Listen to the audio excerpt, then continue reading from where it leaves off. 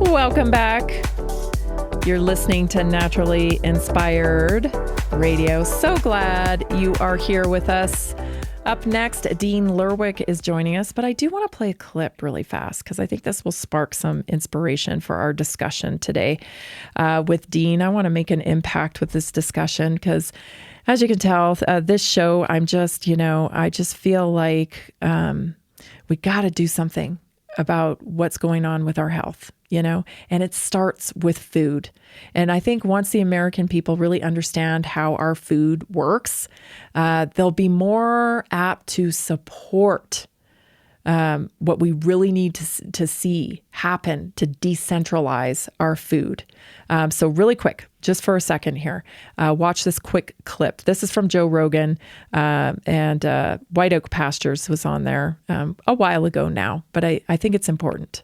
Take a listen. 5% of the grass-fed beef in the American market is imported product, not raised in America. Isn't that nuts? In 20 years, we've gone from being a very early innovator to just a mere meager portion of 15%. Well, that's true, but it's not the worst part. The worst part is that imported beef is legally labeled product of the USA. How's that? If value is added in this country, it's a product of the USA. What? And we compete with it every day. How did they add value? Go ahead. No, you go. This is good. If they grind it, slice it, cut it, package it, label it, Rebox it, transport it. But the animal, make no mistake, the animal was born, raised, and slaughtered in Uruguay, Australia, New Zealand, or 20 other countries. The United States imports beef from places like Australia, Canada, and much of Latin America. It then runs that beef through USDA inspection, and if it passes, sticks a label on it that reads product of the USA. You deserve beef that's as exceptional as the meals that you are creating. Consistent, outrageously flavorful, and completely worry-free. No more second-guessing food labels or wondering what's really in your meat.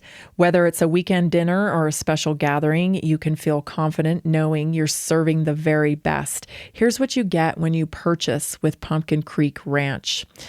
Pure beef with no GMOs, no hormones, no additives, no mRNA vaccines, no glyphosate, just bold, award-winning flavor and peace of mind with every bite. I want to welcome Dean Lerwick to the Naturally Inspired Radio Show. Look at that. I get to see your face. There you go. Hi, Tammy. Awesome. How are you doing? I'm doing well. How are you doing? Doing pretty good. It's been a while, and we've been messing around trying to get our internet working the way it should be so that we can do this. So I'm so glad. Yeah, I'm so glad that you've done that. I think our audience is going to love this conversation. It's so high time that we understand what's going on with our food, Dean. I mean, people have no idea. And then what's happening is they're thinking now. They've been thinking, I'm eating healthy, and they have no idea what's in their food. So for people who may not realize how fragile our current food system is, can you explain what happens when too much of our food production is controlled by a few large corporations? Well, it's very susceptible to disruption. We had a great example of that a few years ago. There's a plant down in Kansas that had a fire. It was about 6% of the production of the U.S. Ran through that plant in any given day. It rippled throughout the entire cattle industry, backed up the feeders that were feeding cattle. It hit the beef supply in the supermarkets. Prices spiked, and there's production taken offline because of it. That sort of concentration benefits large companies. They're able to suppress the prices that they pay to cattle producers, and they also can throttle the overall market in their favor. It doesn't help independent or small producers, and it doesn't help the customer. They may pay a nominally lower price by having production concentrated, and I'm talking about slaughter production concentrated in the hands of a few plants. But overall, it definitely makes the entire industry more susceptible to disruption, and the more susceptible to disruption you are, the more fragile the system is. We saw that even throughout COVID. I mean, when you have plants start shutting down, pretty soon you've got supply chains that are, hundreds or thousands of miles long. Those supply chains break down, and they break down quickly with any sort of disruption. So, just in time supply sounds great. In reality, it leaves a lot of people really vulnerable. And those in urban areas are even much more vulnerable than we are in rural areas, because those of us that live in the rural areas, we kind of plan on having food supplies just because we can't run to the grocery store to pick up supper. We've got to have planning ahead. We've got freezers full of food just because of where we live. But urban environments, you don't have those options, and so short supply chains means resilience. Yeah. What they were talking about there from their farm, talking about this overseas importing of beef. And then, of course, if any value is added to it in the United States and can get that label of, made and grown and raised in the USA, what does that do to the small farmer? Well, or rancher? This is a fight that's been going on. So I graduated from the University of Nebraska in 2000, and that was a big topic. It's called country of origin labeling. They call it COOL.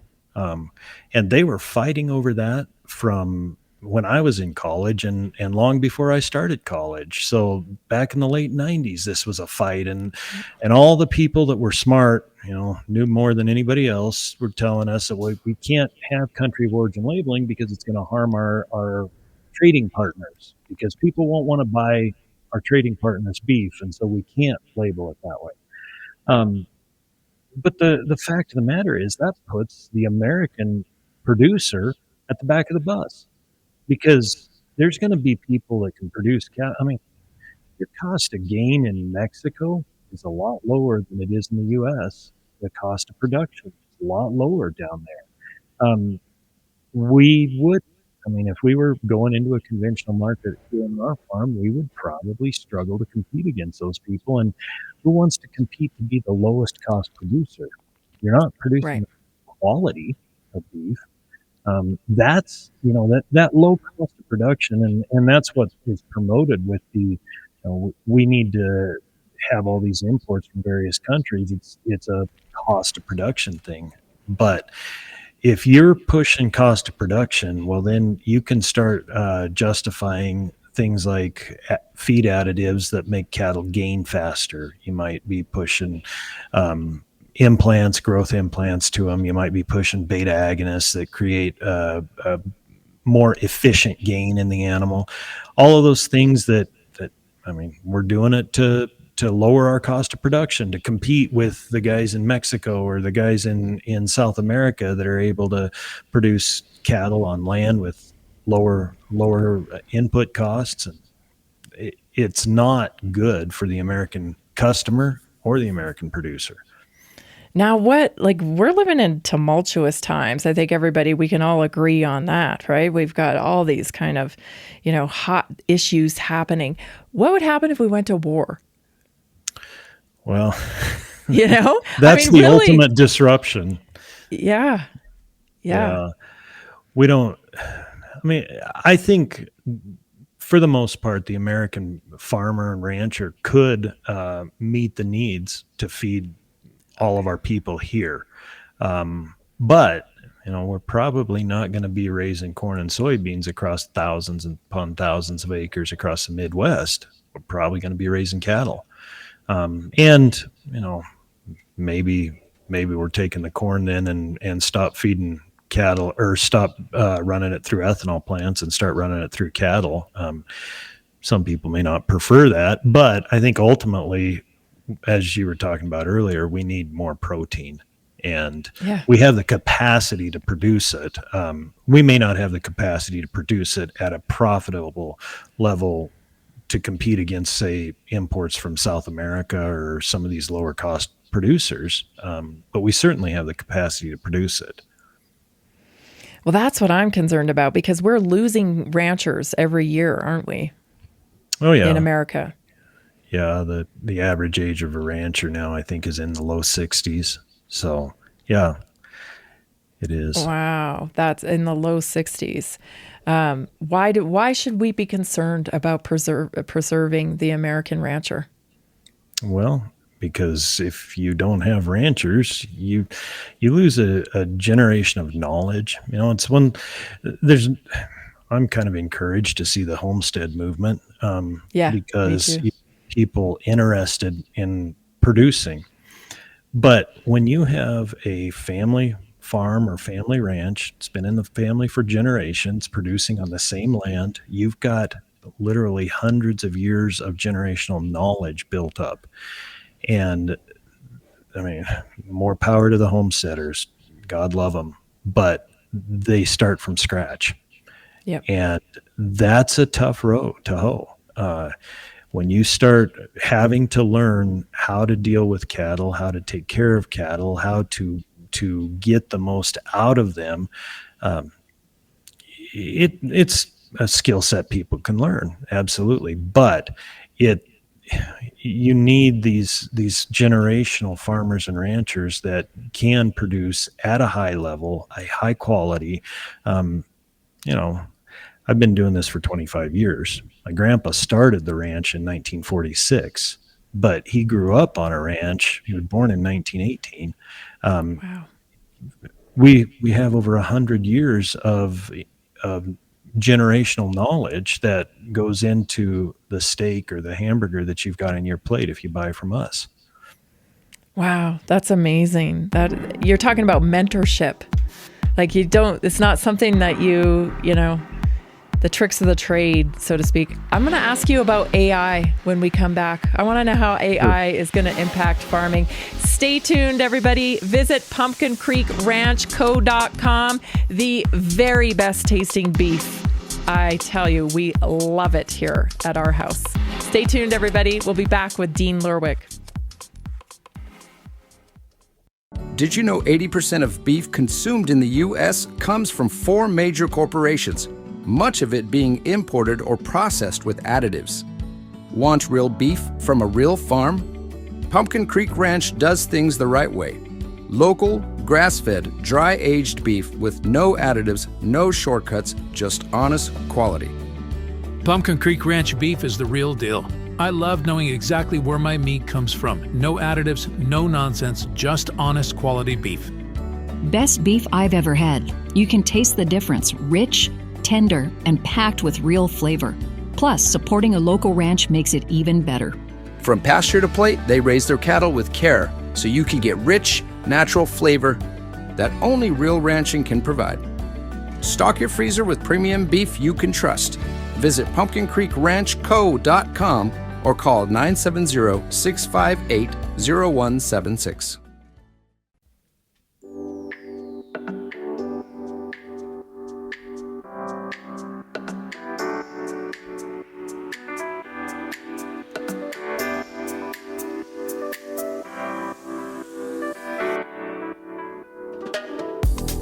If you go to pumpkincreekranchco.com right now, you just want to try it, right? You just want to try it out. There's a great 15-pound starter ground beef box for just $155. They have all kinds of sales going on right now.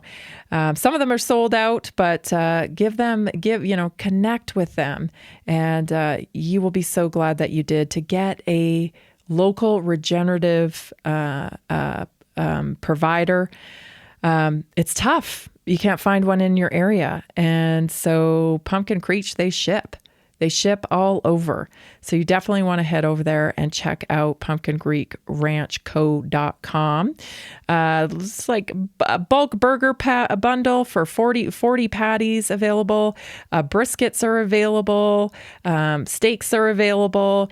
You name it. Oh, filet. They have filet and they have flank steaks. So all kinds of options. Plug in there at pumpkincreekranchco.com. I want to bring Dean back on to the show here. I wanted to pick your brain a little bit about artificial intelligence. We've been talking a lot about it on the show here, and something came to mind when you were talking about this having like generational knowledge. We're actually seeing now a cognitive regression in skill with human beings because of technology. If we were to lose ranching, and cease to have the ability to raise cattle and have that skill set, we'd be completely dependent on whoever wanted to solve the problem for us. Do you feel like AI is a threat to ranching? Well, it could be. For me, it's a tool. And I think that anything that we use that are literally tools can either become a useful part of our production, or it can become a crutch that eventually destroys us. So AI, I have one of the greatest things about it for me is it is a information aggregator. And it is difficult for me to go out and find the information that I need in one place. I have to search through lots of research journals if I'm trying to find stuff on production. And it's an amazing tool. But if you use it as a replacement of critical thinking, it's crippling. And that's where... like anything, if you use it right, keep it in its place, I think it can be wonderful. But let's talk about what it can do to, for instance, if you go and start asking about production, you need to move a group of cattle out of a pasture or out of a pen or something. Go ask AI how to do that, and then go try to follow the instructions. You can't do it. Or you go take it out and let's go find the sick animal in there. Well, if your cattle don't know you, those animals, they can look healthy. But if you've got a rancher there that knows those cattle and he's familiar with them, they'll trust him. They'll show him they're sick. And he'll be able to spot an animal that's not feeling well. He may have a low-grade fever the moment he steps into the pen. That's the generational stuff. That's the institutional stuff that AI will never replicate. You may be able to put all sorts of sensors on the animals, and at the end of the day, what you really need is a rancher that's been around these cattle his whole life and understands them. And that's a wonderful tool, but it won't replace humans. Well, I can tell you firsthand, we only have a few head of cattle here, but this past weekend, we had a really, really mischievous little calf that we was getting out all the time. Super, super annoying. We called him Bubba. We sold him. He's going on to wider pastures. We just don't have enough space for Bubba. Anyway, we had to load some cattle into this guy's trailer who was buying them. And they wouldn't go for him. They would not go for him. But I was able to call them back to the right pasture. And I just felt like, everybody get out of the way. Stop talking to them, because it's foreign voices. They're like, that just throws them off.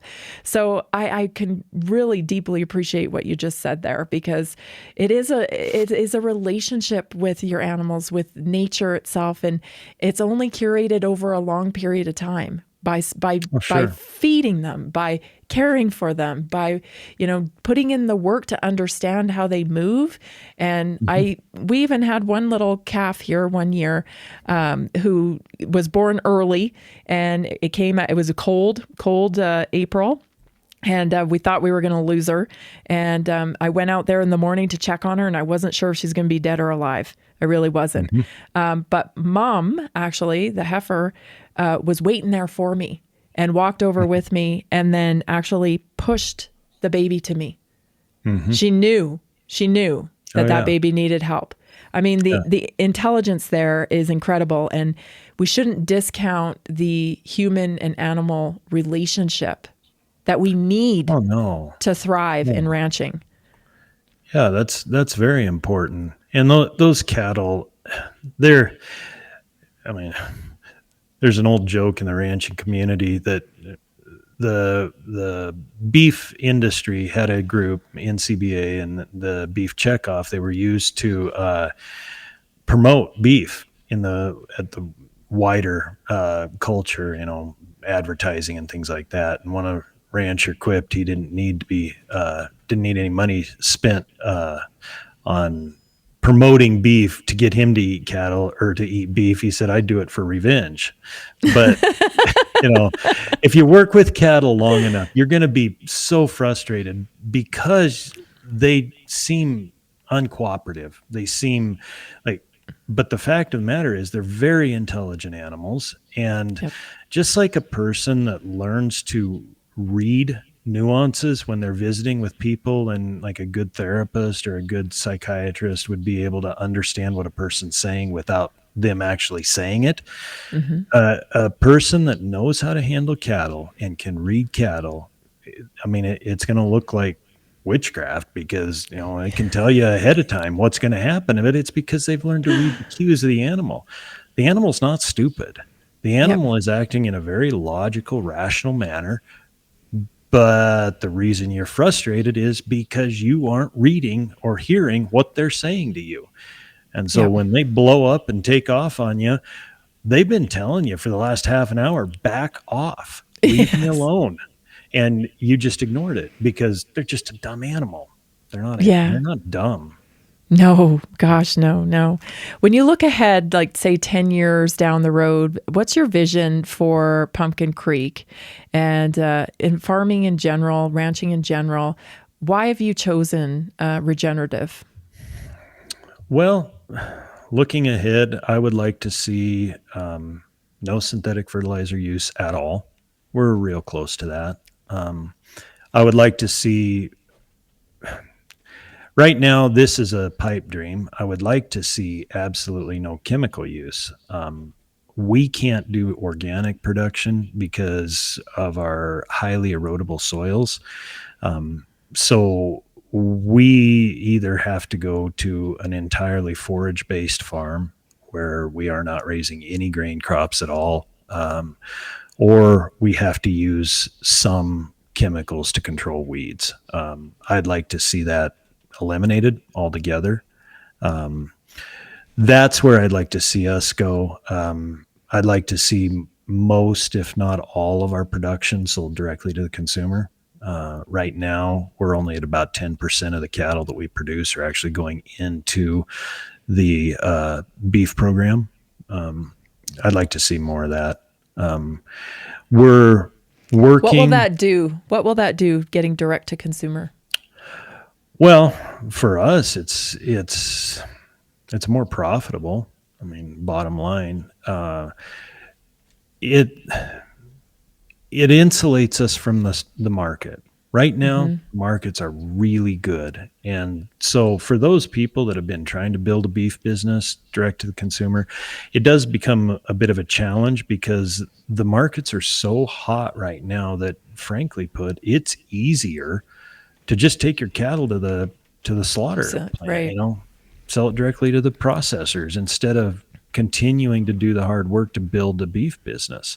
But these high prices aren't going to last. They will come down. And so we realize that. That's why we've continued to work on building this business, even in the face of these high prices. And we've tried to keep our prices a little bit, we're not trying to top the market because we want to maintain our consumer base. We're looking not, to make a huge profit, but just to be consistent. And consistent cash flow is much more valuable than an extreme pile of income in one year and then degraded, low levels in the next year because the cattle market's crashed. So right now, we want to keep building this. Well, why? It's cattle prices are really high, so you can sell it, and it's easier if I just haul them to the sale barn and I'm done with them. I don't have to worry about what the consumer thinks. I don't have to worry about what my customers think. It's easier, but these prices aren't going to last, and so our vision is for the long term. Yeah. It's what does Pumpkin Creek provide that you can't get at the supermarket? I mean, I know it's taste, because the taste is unbeatable for sure. Well, there's the assurance. We do not raise any cattle that are not born on our place. Every animal that we take to market was the result of breeding that occurred on our place and is fed out to slaughter on our place. Most of the time, barring drought or hailstorms or something that wrecks our feed crops, all of the feed that is produced or that these cattle are fed is almost entirely produced on our farm. If we run into drought conditions or something where we lost a hay crop or a grain crop or something, we might buy a little bit, but we're very careful about that. So you've got consistency of product, you've got consistency knowing where these animals came from, and they're bred, born, raised, and processed right here in western Nebraska and processed in Colorado. They're at Pierce, Colorado. Never any imported animals. The only animals that we buy are bulls for breeding. All of the cows that are on our place were raised from baby calves. And so that's the assurance that we give with the product. I'll never take an animal to market that I didn't personally raise from birth. I love that, because when we're getting animals in from out of country, we have no idea what those animals are eating. Somebody was telling me the other day that they saw a story about even, I hate to even say this, but animals that had cancer that were actually being put into the marketplace, being sold, and animals with cancer. I mean, that is just sick animals being put into our food supply. Everybody, know what you are eating. Please go to pumpkincreekranchco.com. This has been Dean Lerwick from Pumpkin Creek. His family runs this ranch. You know what you're getting. And Dean, I hope you'll be back on soon again. We got to get this going. Awesome. Yep. Thanks, everybody. This has been Naturally Inspired Radio. Visit pumpkincreekranchco.com today. We'll be back tomorrow.